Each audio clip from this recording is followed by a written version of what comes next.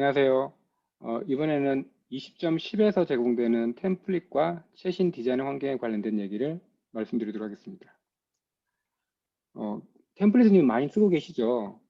근데 2010에서 좋아진 점은 20.10 버전에서 좋아진 점은 기존의 템플릿은 별도로 파일 형태로 만들어서 이메일이나 파일 카피 형태로 복사를 해주셔야 했었어요. 여러분들이 템플릿을 하나 만드셨다면은 공유해주는 방법이 좀 불편했던 거였죠.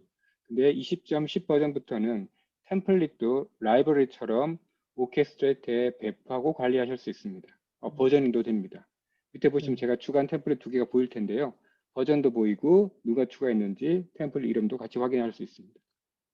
이렇게 하시면 이제 여러 명이 같이 작업해야 될 경우에 하나의 템플릿을 만들고 개선한 거를 쉽게 공유할 수 있는 거죠.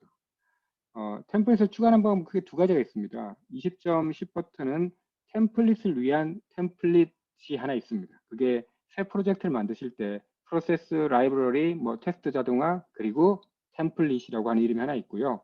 실제 얘를 선택하시면은 블랭크 프로세스랑 동일한 텅 비어 있는 게 나오고요. 여기 여러분들이 템플릿을 만드시면 됩니다.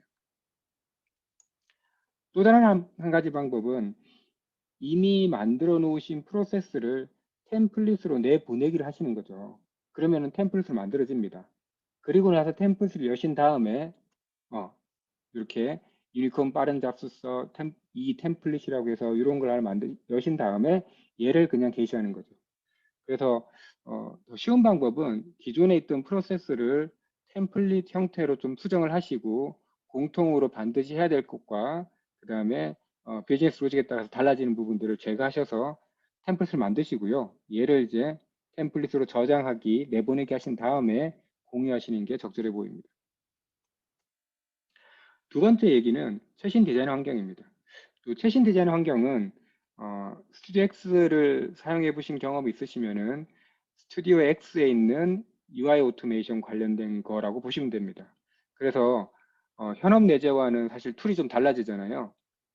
현업 내재 하시는 분들은 시티즌 개발자나 현업분들은 스튜디오 X를 가지고 많이 일을 하시게 되죠. 그런데 X에 나오는 실렉터나 X에 나오는 UI 오토메이션 툴을 쓰시다 보면은 기존에 COE 팀이 쓰고 있는 거랑 좀 차이가 나서 질문을 하거나 어떻게 해야 되나 물어볼 때 COE 분들이 잘 모르실 수 있어요. X로 쓰시네요. 저 X는 잘 모르는데요. 이렇게 하실 수 있거든요. 그래서 설명드리는 게 COE에 계신 분들도 전사에서 같이 현업과 COE가 같이 자동화를 진행하고 있다면은 고려하실 사항 중에 하나가 우리도 COE에 있는 스튜디오 사용자들도 최신 디자인 환경으로 바꿔서 실렉터를 현업에서 하시는 거와 같이 맞춰 놓자라는 개념입니다. 간단하게 하시는 방법은 프로젝트 설정 메뉴에 들어가셔서 일반 탭에서 최신 디자인 환경을 예로 바꾸시면은 이렇게 스튜디오 X에 나오는 것과 똑같은 액션 액티비티를 보실 수 있습니다. 지금 나오는 액티비티 리스트를 보시면은 많이 사라져 버린 게 뭐냐면은 오픈 브라우저, 오픈 윈도우, 그 다음에 어태치 브라우저, 어태치 윈도우 같은 게 다 없어져 버렸죠. 그게 유저 어플리케이션 슬러시 브라우저 하나로 다 바뀌어 버린 겁니다. 그래서 윈도우랑 브라우저를 구분하지 않고 같이 사용할 수 있고요.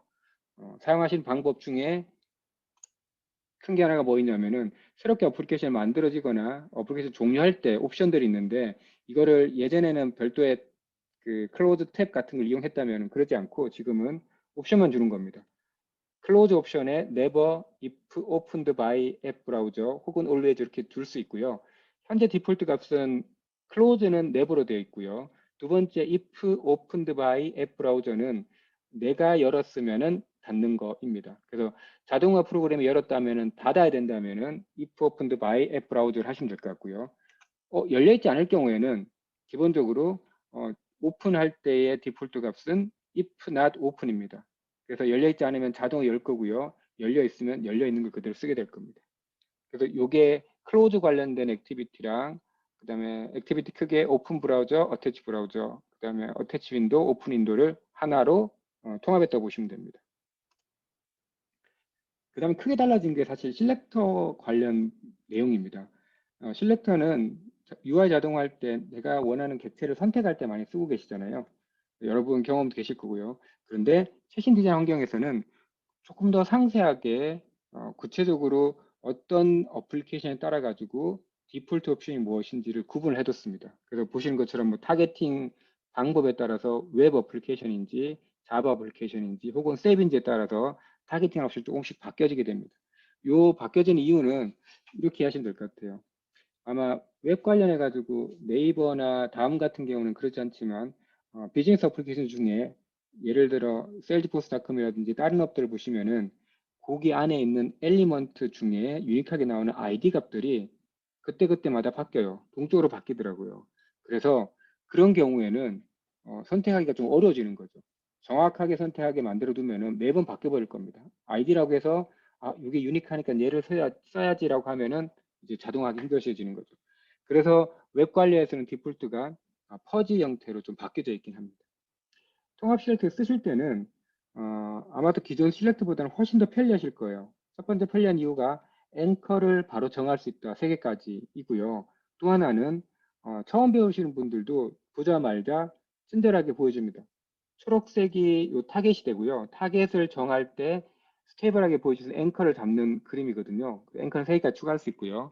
여기 있는 유효성 검사 룰로 보시면은 현재 내가 찾고자 하는 게 얼마나 정확한지도 쉽게 확인하실 수 있습니다. 아마도 이 가장 큰 장점은 처음 접하시는 분한테 훨씬 쉽다라는 게 큰 장점으로 보입니다. 액티비티를 대충 좀 살펴보도록 할게요. 가장 많이 쓰시는 액티비티 중에 하나가 타입 인투 같은 거일 텐데요. 여기 보시면은 여기 표준화 되는 부분은 타입 인투 할 때 플레인 텍스트를 넣는 부분입니다. 얘를 싹 눌러버리시면은 여기 SDF가 별로 바뀌어버릴 겁니다. 사실 암호화되는 건 아니고요. 보일 때만 별로 바꿔버리는 거죠. 그래서 누가 비밀번호나 민감한 정보를 입력할 때 봐야 된다면 쟤를 싹 가려놓으시면 다른 사람 얼핏 보더라도 값은 모르겠죠.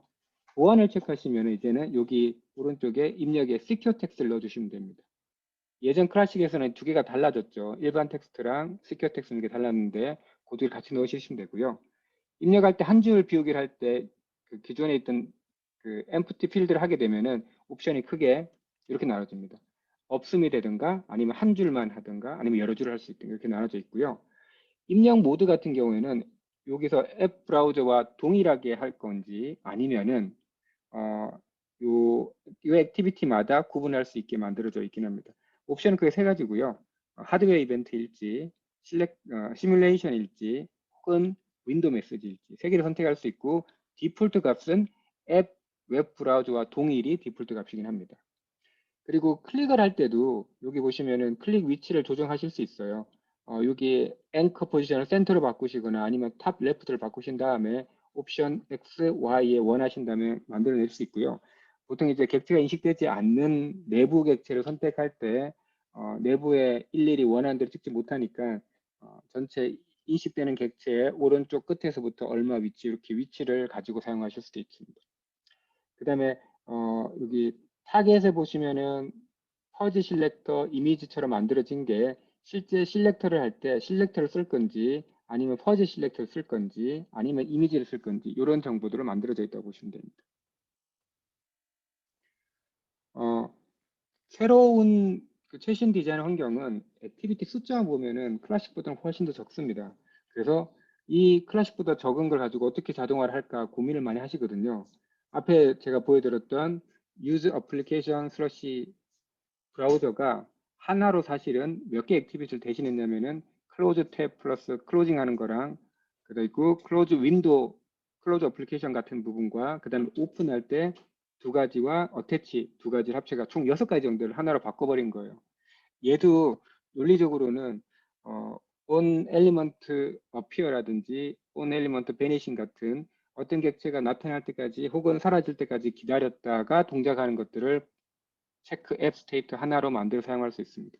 그래서 여기 대기 상태가 어떤 걸 대기할 건지 나타날 엘리먼트를 기다릴 건지 사라질 엘리먼트를 기다릴 건지 만약 사라질 엘리먼트를 기다렸다면은 뒤에 타겟이 사라지지 않음이 되고요.